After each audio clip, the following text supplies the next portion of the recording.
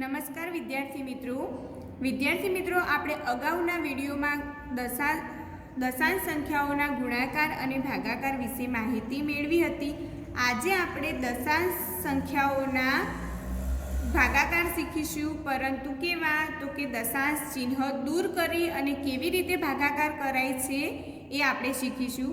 તો અહીંયા આપણને એક રકમ આપેલી છે કે 15.5 ભાગ્યા 5।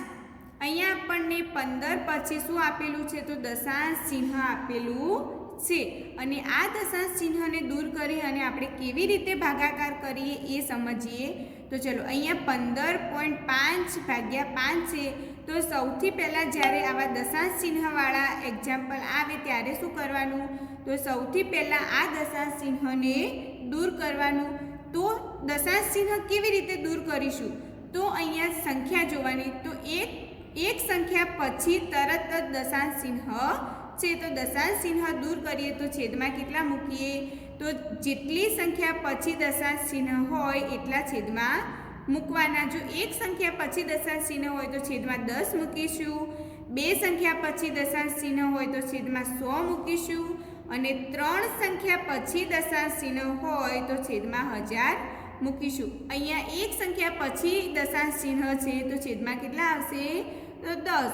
તો ચલો દશાંશ ચિહ્ન દૂર કરીએ, દશાંશ ચિહ્ન અવગણીએ તો અહીંયા કેટલી સંખ્યા થશે, તો કે 155 ભાગ્યા 5। અહીંયા કેટલી સંખ્યા પછી દશાંશ ચિહ્ન હતું, તો કે એક સંખ્યા પછી, તો છેદમાં કેટલા આવશે, દશાંશ ચિહ્ન દૂર કર્યું તો છેદમાં આવશે 10। હવે આપણે અગાઉ ભાગાકાર કરતા હતા એ જ રીતે અહીંયા પણ ભાગાકાર કરવાનો છે। તો કેવી રીતે ભાગાકાર કરીશું, તો અહીંયા આ જે 5 છે એ 5ના શું કરી દેવાના, તો વ્યસ્ત કરી દેવાના। તો ચલો 155 છે, બરાબર। ચલો અહીંયા 5ના છેદમાં કશું છે, તો કે ના। તો 5ના છેદમાં કશું ના હોય તો આપણે કેટલા સમજવાના, 1। તો 155 ભાગ્યા 10। ચલો 5 ભાગ્યા 1 છે એના વ્યસ્ત કરો તો કેટલા થશે, તો 1 અંશમાં જશે અને 1 અંશમાં જશે, અને આ 5 ક્યાં આવશે, છેદમાં। તો 1 અંશમાં જશે, 5 છેદમાં આવશે, અને આ ભાગાકારનું જે ચિહ્ન છે એ ચિહ્નની જગ્યાએ શેનું ચિહ્ન થશે, તો કે ગુણાકારનું। વિદ્યાર્થી મિત્રો, યાદ રાખવાનું છે કે ભાગાકારના ચિહ્ન પછીની જે સંખ્યા છે એનું જ વ્યસ્ત કરવાનું છે, આગળવાળી સંખ્યા જે છે એને એની એ જ રાખવાની છે, અને વ્યસ્ત કર્યા પછી આ ભાગાકારના ચિહ્નની જગ્યાએ શેનું ચિહ્ન મૂકીશું, ગુણાકારનું। હવે આપણે જે રીતે ગુણાકાર કરતા હતા એ જ રીતે અંશનો ગુણાકાર અંશમાં કરીશું, છેદનો ગુણાકાર છેદમાં કરીશું। ચલો, હવે અહીંયા એકમની સંખ્યા 5 છે અને અહીંયા પણ 5 છે, તો આનો ભાગ 5 વડે ચાલશે। તો 31 ગુણ્યા 5 કરીએ, 31 ગુણ્યા 5 કરીએ તો 155 થાય। તો 31 ગુણ્યા 5 એટલે 155, એટલે 31 એ ભાગ ચાલશે। હવે વિદ્યાર્થી મિત્રો, અંશમાં કેટલા રહ્યા, તો કે અંશમાં રહ્યા 31 ગુણ્યા 1 અને છેદમાં કેટલા રહ્યા, 10। 31 અને 1નો ગુણાકાર કરીએ, કોઈ પણ સંખ્યાનો એક સાથે ગુણાકાર કરવામાં આવે તો જવાબ શું રહેશે, એનો એ જ 31 ભાગ્યા 10। ચલો, હવે ફરી 31ના છેદમાં 10 છે તો આપણે દશાંશ ચિહ્ન મૂકવું પડશે। તો અહીંયા જેવી રીતે એક સંખ્યા પછી દશાંશ ચિહ્ન હતું તો છેદમાં 10 મૂક્યા હતા, તો એવી જ રીતે આ 10ને છેદમાંથી 10ને દૂર કરીશું તો અહીંયા કેટલી સંખ્યા પછી દશાંશ ચિહ્ન મૂકીશું, તો કે એક સંખ્યા પછી। તો અહીંયા એક સંખ્યા એટલે કે 1 પછી દશાંશ ચિહ્ન મૂકીશું અને આગળ કેટલા લખીશું, 3। તો જવાબમાં આપણને શું મળશે, તો 3.1, બરાબર। ચલો હવે બીજો દાખલો સમજીએ। તો સૌથી પહેલાં મેં તમને કહ્યું એવી રીતે આપણે કયું કામ કરીશું, તો કે દશાંશ ચિહ્ન દૂર કરવાનું। અહીંયા કેટલી સંખ્યા પછી દશાંશ ચિહ્ન છે, તો કે બે સંખ્યા પછી દશાંશ ચિહ્ન છે, તો છેદમાં કેટલા મૂકીશું, 100। સરસ। તો કે 126 35 એટલે કે 12635, છેદમાં કેટલા મૂકીશું, તો કે બે સંખ્યા પછી દશાંશ ચિહ્ન છે તો છેદમાં 100 મૂકીશું। ભાગ્યા 7. 7ના છેદમાં કશું છે તો કે ના, તો કેટલા મૂકીશું? 1. હવે ચલો આગળ જે રીતે કરતા હતા એ જ રીતે આગળની સંખ્યા એની એ જ રાખીશું. તો કે 12,635ના છેદમાં 100. ભાગાકારના ચિહ્ન પછીની સંખ્યાના વ્યસ્ત કરીશું તો 1/7 વ્યસ્ત કરો એટલે અંશ જે હોય એ છેદમાં આવે, છેદ હોય એ અંશમાં જાય. અને આ ભાગાકારની જગ્યાએ શેનું ચિહ્ન મૂકીશું? ગુણાકારનું. ચલો અંશનો ગુણાકાર અંશમાં કરીશું, છેદનો ગુણાકાર છેદમાં કરીશું. અહીંયા 12,635 છે, એનો ભાગ જો 7 વડે ચલાવવામાં આવે તો આપણને જવાબમાં મળશે 1,805. બરાબર. છેદમાં કેટલા રહ્યા? આ બંનેનો જો તમે 12,635નો ભાગાકાર કરો 7 વડે તો તમને જવાબમાં 1,805 મળશે. વિદ્યાર્થી મિત્રો, આ ભાગાકાર તમારે રફ નોટમાં કરવાનો છે, એના પછી જ અહીંયા જવાબ લખવાનો છે. તો અહીંયા છેદમાં કેટલા મૂકીશું? 100. ચલો હવે અહીંયા જેવી રીતે દશાંશ ચિહ્ન દૂર કરીને છેદમાં 100 મૂક્યા હતા એવી જ રીતે અહીંયા દશાંશ ચિહ્ન મૂકી અને આપણે જવાબ લખીશું. તો અહીંયા જવાબમાં શું આવશે? છેદમાં કેટલા છે? 100. તો અહીંયા કેટલી સંખ્યા પછી દશાંશ ચિહ્ન મૂકીશું? તો કે 2 સંખ્યા પછી. તો ચલો એક સંખ્યા એટલે કે 5, બીજી સંખ્યા એટલે કે 0. હવે શું મૂકીશું અહીંયા? દશાંશ ચિહ્ન. આગળ શું લખીશું? 18. તો આપણને જવાબ મળ્યો 18.05. તો હવે અહીંયા આપણને ત્રીજી રકમ છે કે 5.6 ભાગ્યા 1.4. અહીંયા આપણને શરૂઆતથી જ અપૂર્ણાંક સંખ્યા આપેલી છે કે 5.6 ભાગ્યા 1.4. હવે આપણે એને કેવી રીતે લખીશું? તો અહીંયા અપૂર્ણાંક સ્વરૂપે જે સંખ્યા આપેલી છે એને આપણે ભાગાકારના ચિહ્ન મૂકી અને ભાગાકાર સ્વરૂપે લખીશું.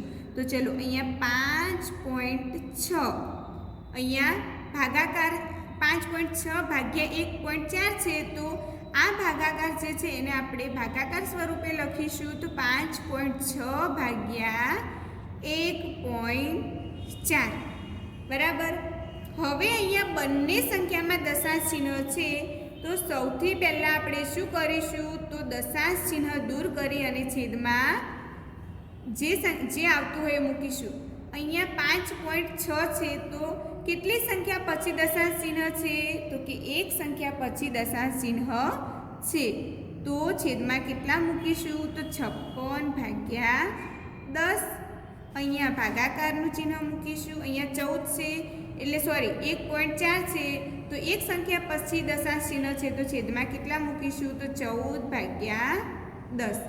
હવે આપણે આગળ જે રીતે ભાગાકાર કરતા હતા એ જ રીતે આગળનો અપૂર્ણાંક એનો એ જ રાખીશું.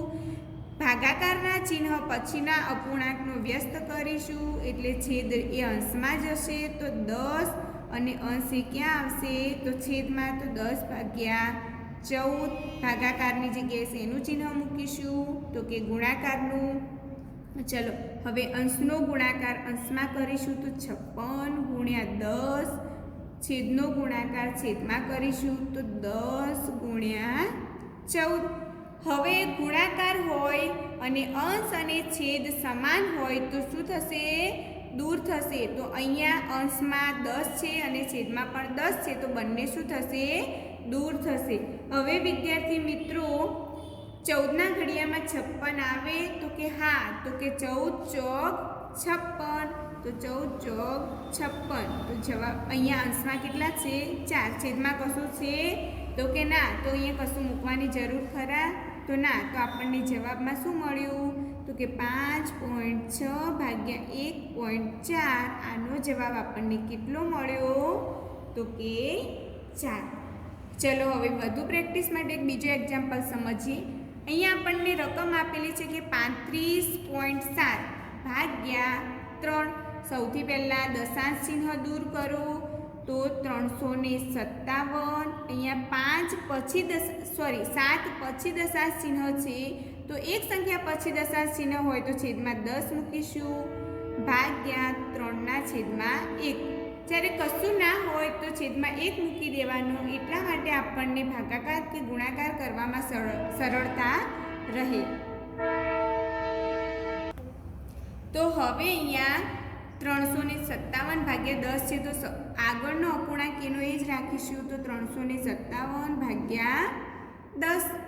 પાછળના અપૂર્ણાંકનો વ્યસ્ત કરીશું તો 1 ભાગ્યા 3 અને ભાગાકારની જગ્યાએ એનું ચિહ્ન મૂકીશું ગુણાકારનું. તો ચલો અંશનો ગુણાકાર અંશમાં તો 357 ગુણ્યા 1 છેદનો ગુણાકાર છેદમાં તો 10 ગુણ્યા 3. હવે વિદ્યાર્થી મિત્રો અહીંયા 357 છે તો આનો તમારે ભાગ ચલાવવો હોય તો કેટલા એ ચાલશે? તો કે 119. 119 અહીંયા 119 થશે. 119 ગુણ્યા 3 કરો તો તમને 357 મળશે અને 357 ભાગ્યા 3 કરવાથી આપણને કેટલા મળશે? 119. તો અંશમાં કેટલા રહ્યા? તો 119. છેદમાં કેટલા બાકી રહ્યા? તો કે 10. ચલો હવે દશાંશ ચિહ્ન મૂકો તો અહીંયા છેદમાં કેટલા છે? 10. તો કેટલી સંખ્યા પછી દશાંશ ચિહ્ન આવશે? તો કે એક સંખ્યા પછી દશાંશ ચિહ્ન આવશે. તો એક સંખ્યા એટલે કે 9 પછી તરત દશાંશ ચિહ્ન મૂકીશું અને આગળ કેટલા લખીશું? 11. તો હવે આપણે 10, 100 અને 1000 વડે ભાગાકાર સમજીશું. તો કે અહીંયા આપણને સંખ્યા આપેલી છે કે 52.5 ભાગ્યા 10. તો આ ભાગાકાર પણ આપણે અગાઉ જે ભાગાકાર કરતા હતા એ જ રીતે કરવાના છે. તો સૌથી પહેલાં કયું કામ કરીશું? તો કે દશાંશ ચિહ્ન દૂર કરવાનું. અહીંયા કેટલી સંખ્યા પછી દશાંશ ચિહ્ન છે? સરસ, 1. તો અહીંયા એક સંખ્યા પછી દશાંશ ચિહ્ન હોય તો છેદમાં કેટલા મૂકીશું? 10 ભાગ્યા 10. 10ના છેદમાં કશું છે? તો કે ના. તો છેદમાં કેટલા મૂકીશું? 1. ચલો આગળનો અપૂર્ણાંક એનો એ જ રાખીશું. તો કે 525 છેદમાં 10. પાછળનો અપૂર્ણાંક જે છે એનો વ્યસ્ત કરીશું. તો વ્યસ્ત કરીશું તો અંશ એ ક્યાં જશે? છેદમાં અને છેદ એ અંશમાં આવશે. તો 1 ભાગ્યા 10. ભાગાકારની જગ્યાએ એનું ચિહ્ન મૂકીશું ગુણાકારનું. ચલો અંશનો ગુણાકાર અંશમાં અને છેદનો ગુણાકાર છેદમાં. અંશમાં હતા 125 ગુણ્યા 1 અને છેદમાં 10 ગુણ્યા 10. તો ચલો 525નો 1 સાથે ગુણાકાર કરો તો કેટલા થશે? એને સંખ્યા પોતે મળશે. 10નો 10 સાથે તો 10 ગુણ્યા 10 એટલે કે 100. હવે અગાઉ આપણે દશાંશ ચિહ્ન મૂકતા હતા એવી જ રીતે અહીંયા છેદમાં કેટલા છે? તો કે 100. તો કેટલી સંખ્યા પછી દશાંશ ચિહ્ન મૂકીશું? તો 2 સંખ્યા પછી દશાંશ ચિહ્ન મૂકીશું. તો અહીંયા એક સંખ્યા છે 5, બીજી સંખ્યા છે 2, પછી શું મૂકીશું? તો દશાંશ ચિહ્ન અને આગળ કેટલા મૂકીશું? 5. ચલો હવે આ આપણે 10 સાથે કોઈ પણ દશાંશ સંખ્યાનો 10 સાથેનો ભાગાકાર શીખ્યા. હવે દશાંશ સંખ્યાનો 100 સાથે ભાગાકાર સમજીએ. તો સૌથી પહેલાં દશાંશ ચિહ્ન દૂર કરીશું. એક સંખ્યા પછી દશાંશ ચિહ્ન છે તો છેદમાં 10 મૂકીશું ભાગ્યા 100ના છેદમાં 1. કશું ના હોય તો 1 મૂકી દેવાનું. ચલો આગળનો અપૂર્ણાંક એનો એ જ રાખીશું. તો કે 4326 ભાગ્યા 10. પાછળનો અપૂર્ણાંકનો વ્યસ્ત કરીશું તો 1 ભાગ્યા 100 થશે.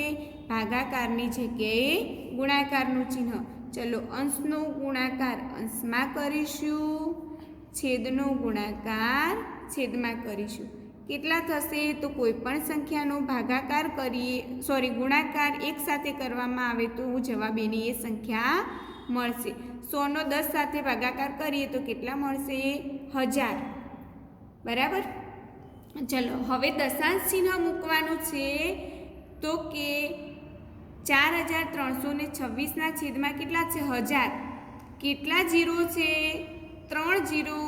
તો કેટલી સંખ્યા પછી દશાંશ ચિહ્ન મૂકીશું? તો 3 સંખ્યા પછી દશાંશ ચિહ્ન મૂકીશું. તો ચલો અહીંયા 6 એક સંખ્યા, પછી 2 બીજી સંખ્યા અને 3 એ ત્રીજી સંખ્યા. પછી શું મૂકીશું? દશાંશ ચિહ્ન અને આગળ કેટલા મૂકીશું? તો કે 4. બરાબર છે. ચલો હવે આપણે શીખીશું 1000 સાથે કોઈ પણ દશાંશ સંખ્યાનો 1000 સાથેનો ભાગાકાર. તો સૌથી પહેલાં આપણે દશાંશ ચિહ્ન દૂર કરીશું.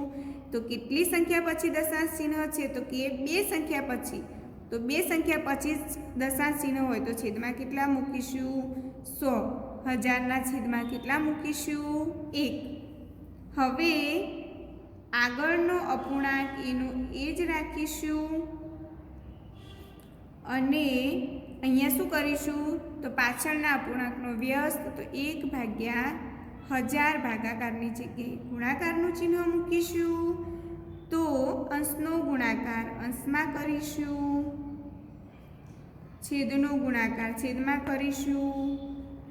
તો 100 × 1000. બરાબર. ચલો અંશનો ગુણાકાર અંશમાં કરીએ તો કોઈ પણ સંખ્યાનો એક સાથે ગુણાકાર એટલે સંખ્યા પોતે મૂકીશું.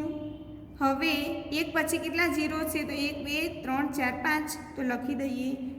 એક પછી 1 2 અને 1000ના 3 0 એટલે 1 2 અને 3 એટલે કુલ કેટલા 0 થયા? 5 0. હવે શું કરીશું? આપણે દશાંશ ચિહ્ન મૂકીશું. હા, તો કે અહીંયા કેટલા 0 છે? 5 0. તો આપણે કેટલી સંખ્યા પછી દશાંશ ચિહ્ન મૂકીશું? તો કે 5 સંખ્યા પછી દશાંશ ચિહ્ન મૂકીશું. તો ચલો એક સંખ્યા, બીજી સંખ્યા, ત્રીજી સંખ્યા, ચોથી સંખ્યા. આપણે તો 5 સંખ્યા પછી દશાંશ ચિહ્ન મૂકવાનું છે. તો એ સંખ્યા પૂરી કરવા માટે અહીંયા આપણે વધારાનો શું મૂકીશું? 0. પછી દશાંશ ચિહ્ન મૂકીશું. હવે ભાઈ દશાંશ ચિહ્નને ક્યારે ખુલ્લું રખાય નહીં, એટલા માટે આપણે આગળ શું મૂકીશું? 0. તો અહીંયા આપણને જવાબ મળશે 0.03853. તો વિદ્યાર્થી મિત્રો ખ્યાલ આવી ગયો? સરસ. તો આજે આપણે આ વિડીયો સાથે આ પ્રકરણ એટલે પ્રકરણ 2 અપૂર્ણાંક અને દશાંશ સંખ્યાઓ અહીંયા પૂરું કરીએ છીએ. અને આ પ્રકરણની PDF તમને મોકલવામાં આવે એ તમારે સારા અક્ષરે વર્ગ કાર્યને નોટબુકમાં લખવાની રહેશે.